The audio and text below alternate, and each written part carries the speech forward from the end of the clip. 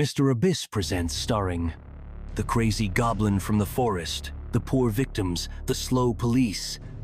And so let's start. The village woke up in fear. The man's body was found near his house, mutilated by blows of a knife and a hammer. Who could have dealt so cruelly with an elderly man? The locals said one thing had never happened in their village. When the police arrived at the crime scene, the first detail that caught my eye was the footprints of bare feet. They led towards the forest. Who is this man who kills without leaving almost any evidence behind? And 3 days later, another blow. Another old lady is dead. The house is turned upside down, money, silver earrings, and even her late husband's old suit are missing. But the strangest thing was that there were gnawed bones on the table.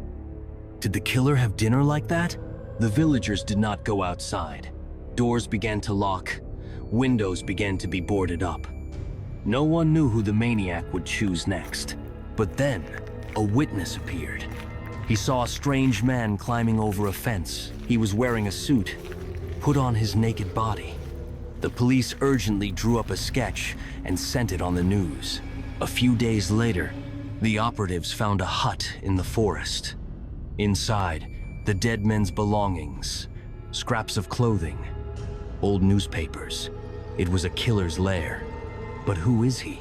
One day, a former policeman came to visit his colleagues, looked at the sketch, and immediately recognized Alexandra.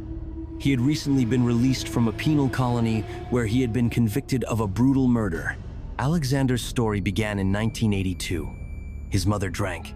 His stepfather tried to give him a normal life, but could not stand his wife's constant drunkenness and left.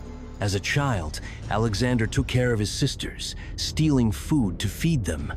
When his mother finally got drunk, he ran off into the woods. There he learned to hunt, survive, and later kill. When he was released, he returned to his native village, but he could no longer live among people. He went back to the forest, but hunger made him come back. He stole, asked for a place to sleep, and then killed his victims.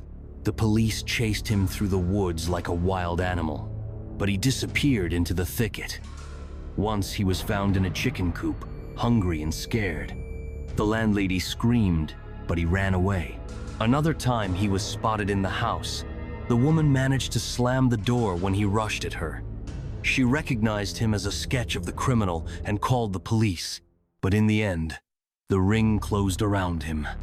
Alexander was trapped. During interrogations, he did not justify himself, only told how he lived in the forest, how he ate raw eggs, how he hid in attics, running away from dogs. The sentence is life imprisonment. He tried to appeal it, saying that he had no past or present, and now he was being deprived of his future. But the court was inexorable. Now he is sitting in a cell, remembering his hut in the wilderness.